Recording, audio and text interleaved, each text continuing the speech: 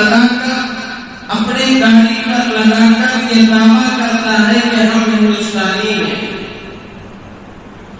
ہم ہندوستان۔ انگریز کی گندی نظر اس ہندوستان پر پڑی، کس وجہ کر پڑی اور کیسے پڑ گئی؟ تو آخر ہندوستان کے اندر کوئی ایسی چیز تھی جس کی وجہ کر انگریز کی گندی نظر اس ہندوستان پر پڑی ہے۔ جب تاریخ کا آپ مطالعہ کریں گے، تاریخ کا آپ اپنی کتابوں اور اپنے نظروں کے سامنے تاریخ کو لائیں گے، پتہ چلے گا کہ 1457 میں اس ملک کے اندر انگریز کی نظر پڑی ہے۔ آخر وجہ کیا ہے؟ اس کی ایک وجہ یہ ہے کہ ہندوستان کے اندر انگریزوں کا سب سے بڑا کمانڈر، جس کا نام ہے تھامسن، اپنی کتاب کے اندر لکھتا ہے، کہ لوگوں، ہماری نظر ہندوستان پر اس وجہ کر پڑی کہ ہندوستان آخرکار گولڈن برڈ کہلانے لگا،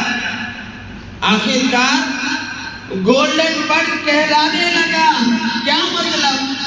سونے کی چڑیا ہندوستان کا لقب دے دیا گیا اور سونے کا نام ہندوستان کو دے دیا گیا۔ آخر وجہ کیا ہے؟ اس سے پہلے خدا کی قسم 850 سال کے اندر مسلمانوں نے اس ہندوستان پر حکومت کیا ہے۔ 850 سال مسلمانوں نے ہندوستان کو ایسی حکومت کر کے دکھایا، خدا کی قسم ان 850 سال کے اندر کبھی کوئی کتاب کے اندر آپ کو یہ بات نہیں مل سکتی کہ 850 سالہ مسلمانوں کی حکومت کے اندر کبھی کسی حال میں مسلمانوں نے کافروں کی مندر پر قبضہ کیا، کبھی بھی نہیں لکھتا ہے۔ مسلمانوں نے ایسی حکومت کر کے ہندوستان کو دیا، خدا کی قسم 850 سال کے اندر کہیں بھی کوئی بھیک مانگتے ہوئے نظر نہیں آتا تھا۔ کیوں؟ اس لیے کہ مسلمانوں کی حکومت کے اندر اتنا پرواہ کرنے والا اور اتنا خبرگیری کرنے والا تھا کہ کوئی بھیک مانگنے والا فقیر تک نظر نہیں آتا۔ اور اسی 850 سالہ حکومت کے اندر مسلمانوں کی خدا کی قسم کوئی جوان لڑکی راستے پر چلتے ہوئے نظر آ جاتی، بے پردہ ہو کر، غیر کی بیٹی کیوں نہ ہو، نصارہ کی بیٹی کیوں نہ ہو، عیسائی کی بیٹی کیوں نہ ہو، کوئی مذہب کی بیٹی کیوں نہ ہو، کسی جوان کو اور کسی بھی انسان کو یہ ہمت نہیں کہ جا کر کے وہ جوان لڑکی کو چھیڑے اور چھیڑ چھاڑ کر کے روک دے، کسی کو ہمت نہیں۔ اتنی پاورفل حکومت مسلمانوں نے ہندوستان کو دیا ہے۔ کسی گرجا گھر پر مسلمانوں نے قبضہ نہیں کیا ہے، اور کسی مندر پر ہاتھ تو چھوڑو، گندی نظر سے مسلمانوں نے کبھی نہیں دیکھ ڈالا ہے۔ اتنی عظیم داستان مسلمانوں کے اندر چھپی ہوئی ہے، اور اتنی خوبصورت حکومت نے مسلمانوں نے ہندوستان کو دیا۔ آخر کار یہ ملک ہندوستان کے اندر یہ کہنا پڑا حکومت کے دائرے میں کہ یہ ہندوستان گولڈن برڈ ہے، یعنی سونے کی چڑیا کہنے لگے۔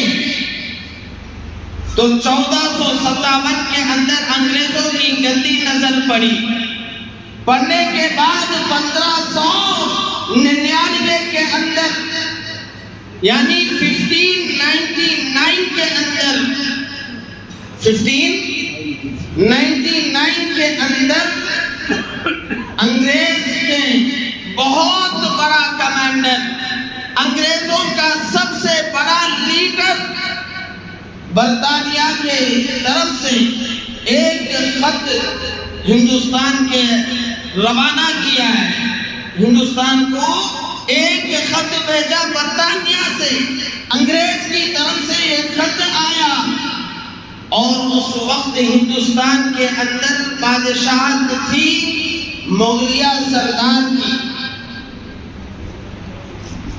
جناب اورنگزیب رحمت اللہ علیہ کی بادشاہت حکومت تھی۔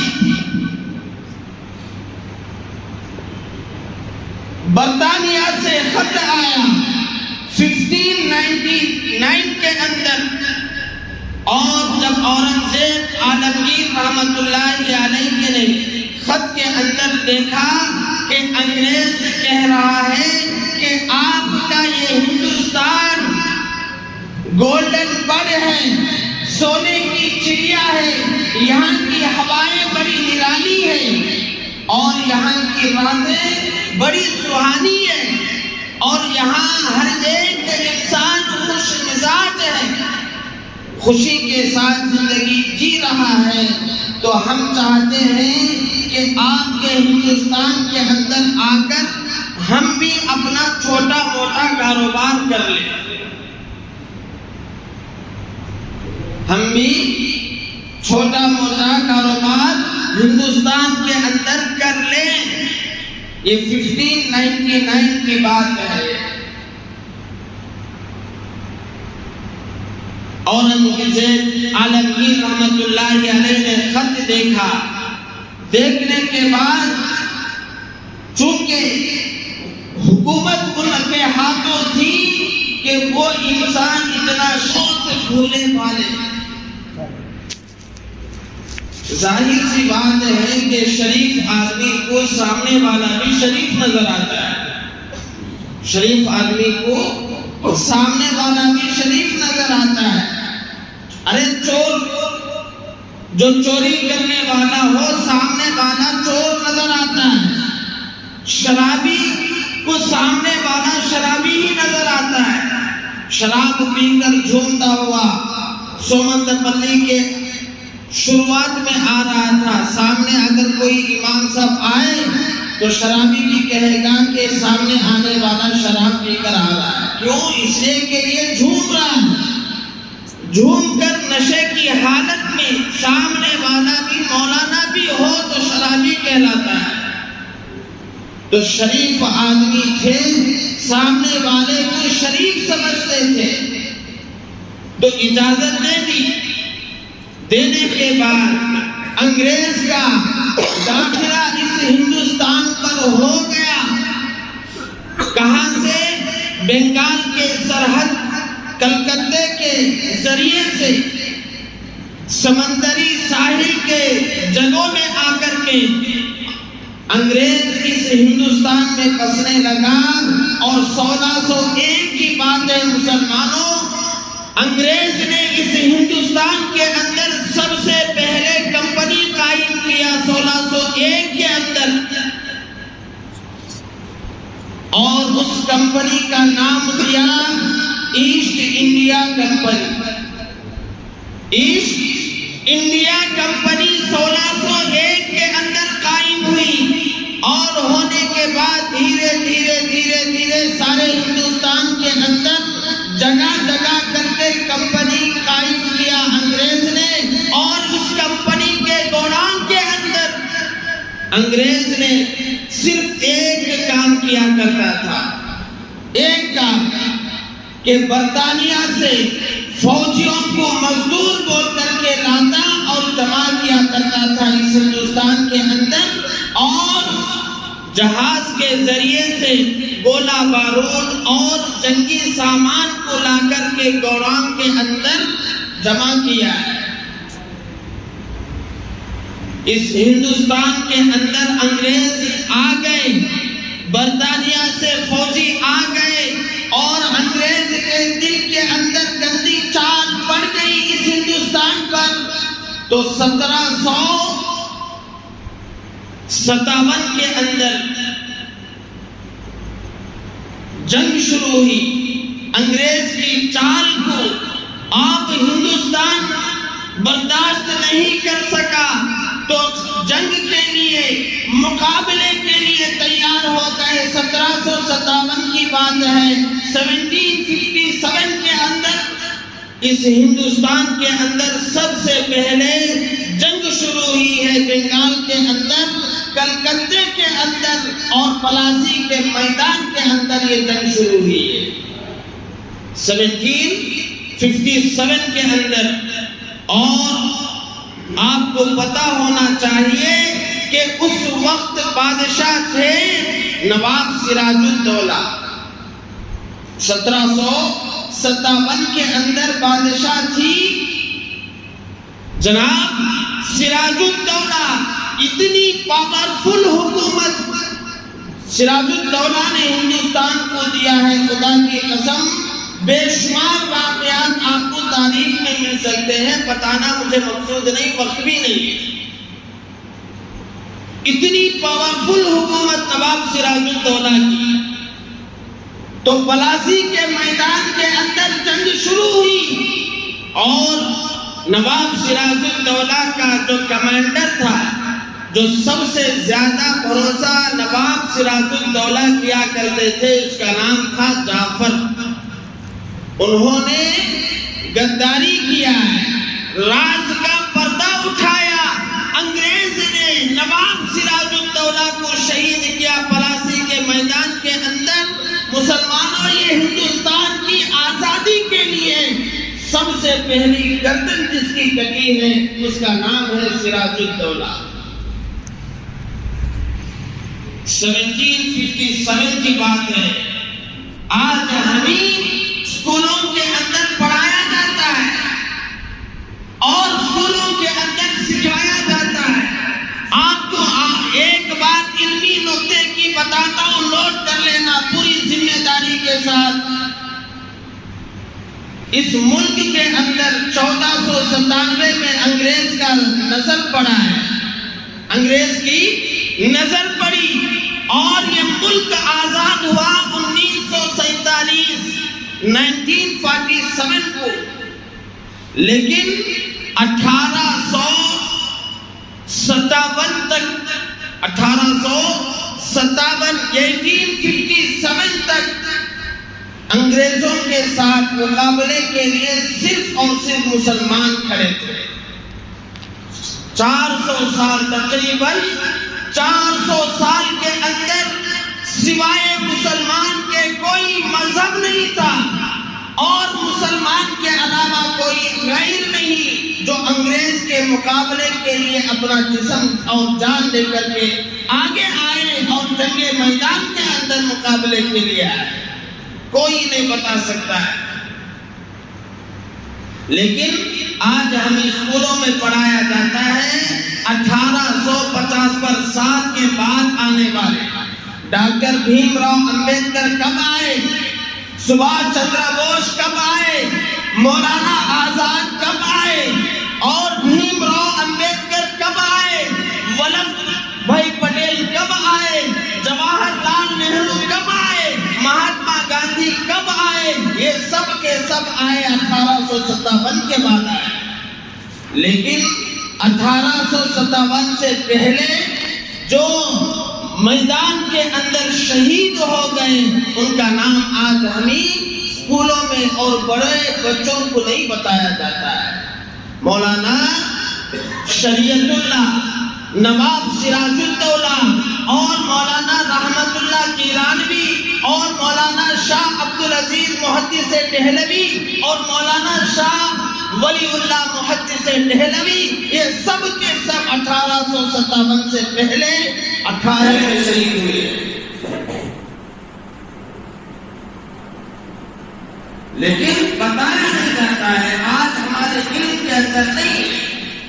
تو بہرحال انگریز کی چال چل کر کے پلاسی کے میدان میں جنگ ہوئی، اور وہاں نواب سراج شہید ہو گئے، دھیرے دھیرے رفتہ رفتہ کر کے ہندوستان میں کے اندر انگریز قبضہ کرتے ہوئے آیا اور سارا ہندوستان قبضہ ہوتے گیا، تو آخرکار ہندوستان کے اندر انگریز کا کمانڈر کہنے لگا کہ لوگوں، اگر ایک آدمی اس ہندوستان کے اندر رہے گا قیامت کو آ سکتی ہے، لیکن ہمارا قبضہ اس ہندوستان کے اندر نہیں ہو سکتا ہے۔ ایک آدمی اگر وہ جب تک کہ نہ مرے اس ہندوستان کے اندر ہمارا مقابلہ اور ہمارا کامیابی اور ہمارا قبضہ نہیں ہو سکتا ہے۔ وہ انسان اور وہ فرد مجاہد ایک تھا جس کا نام آج ہم اور آپ جانتے ہیں، میسور کا شیر ٹیپو سلطان شہید رحمۃ اللہ علیہ۔ اتنا خوف انگریز کے اندر اور اتنا ڈر انگریز کے اندر، 1799 کی بات، 1799، اس سے پہلے انگریز نے میسور کے اندر آ کر کے سری رنگا پٹنم کے اندر جنگ کیا۔ 4 جنگیں ٹیپو سلطان شہید رحمۃ اللہ علیہ نے انگریز کے ساتھ مل کر کے کی ہے اور جیت گئے۔ چاروں لڑائی اپنے باپ کے ساتھ فتح علی خان نے اور اپنے بیٹے ٹیپو سلطان نے مل کر کے جنگ لڑی۔ لڑنے کے 4 جنگیں جیت گئی۔ 5ویں جنگ جب آئی 1799 کے اندر، خدا کی قسم اپنے ہی کمانڈر اور اپنے ہی آدمی نے پردہ اٹھایا۔ 1799 میں ٹیپو سلطان نے جس پر سب سے زیادہ بھروسہ کیا کرتے تھے، جس کا نام صادق ہے، میر صادق، اسی نے قلعے کا دروازہ اٹھایا اور ٹیپو سلطان قلعے میں آ گئے اور آ کر کے انگریز نے میر صادق سے معاہدہ کیا اور کہنے لگا کہ دیکھیے آپ ایک کام کیجئے، میں میسور کی حکمرانی آپ کو دے دوں گا، دولت دوں گا، شہرت دوں گا، حکومت آپ کے حوالے کروں گا، کہ بس آپ اتنا بتاؤ کہ ٹیپو ہے کون، ٹیپو ہے کون۔ 1799 کے اندر میر صادق نے انگریز کے ہاتھ میں ہاتھ ملا کر کے ٹیپو سلطان شہید رحمۃ اللہ علیہ کے ساتھ غداری کیا، راز کا پردہ فاش کیا اور سری رنگا پٹنم کے اندر ٹیپو سلطان شہید رحمۃ اللہ علیہ نے وہاں پر شہید ہو گئے۔ میر صادق نے کہا تھا انگریز سے کہ میں جس آدمی کے سر پر چھاتا لے کر کھڑا ہو جاؤں، سمجھ جانا وہی ٹیپو ہے، وہی ٹیپو ہے۔ تعجب کی بات ہے مسلمانوں، یاد رکھو کہ اتنا بڑا بادشاہ اور اتنی بڑی بادشاہ اپنے ہاتھ میں لیا، لیکن انگریز جانتا نہیں کہ ٹیپو کون ہے۔ اصل بات یہ ہے کہ ٹیپو اپنے اندر بڑائی نہیں چاہتا تھا اور عام لوگوں کی طرح زندگی جیا کرتا تھا۔ یاد رکھو، آج ہمیں کوئی شہرت مل جائے تو نریندر مودی کا یاد سمجھتے ہیں، تھوڑا سا اللہ نے ہمیں دے دیا اور تھوڑا سا مان دے دیا، نریندر مودی کے دوست ہم ہی ہیں۔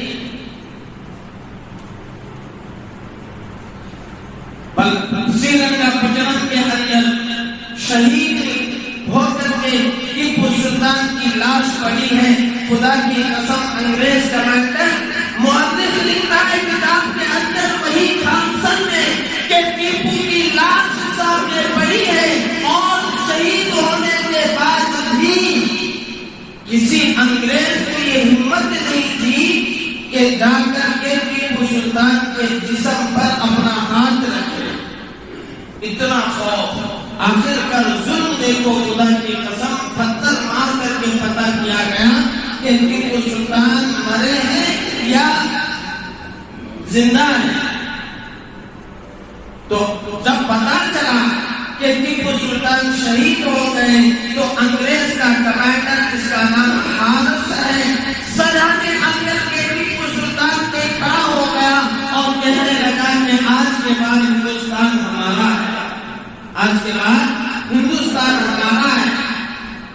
تو اس طریقے سے مسلمانوں ٹیپو سلطان کی بہت بڑی داستان ابھی باقی ہے، لیکن وقت کی قلت، اور میں آپ کو وقت ہوتا تو 1799 تک لے کر آیا اور وہاں سے لے کر 1947 تک کی داستان پھر تفصیل آپ کے سامنے کرتا ہے، لیکن وقت بہت کم ہے، باقی کا پروگرام بھی باقی ہے، لیکن بتانا یہ ہے کہ بہت ساری قربانیوں کے بعد یہ ملک آزاد ہوا ہے۔ 1947 کے اندر 15 اگست کے اندر یہ ملک آزاد ہوا، اور 1950 میں 26 جنوری کے اندر اس ملک کا آئین بنا ہے، اس ملک کا قانون بنا۔ وہ تاریخ تھی 26 جنوری، وہ اسی لیے اس ہندوستان کا ہر باشندہ، ہر انسان، چاہے وہ سکھ ہو، عیسائی ہو، کافر ہو، نصارہ ہو، یہودی ہو، عیسائی ہو، مسلم ہو، کوئی بھی ہو، اس لیے کہ خوشی میں ترنگا لہراتا ہے، ترنگا لہراتا ہے۔ تو اسی بات پر میں اپنی بات کو ختم کرنا چاہتا ہوں۔ اللہ پاک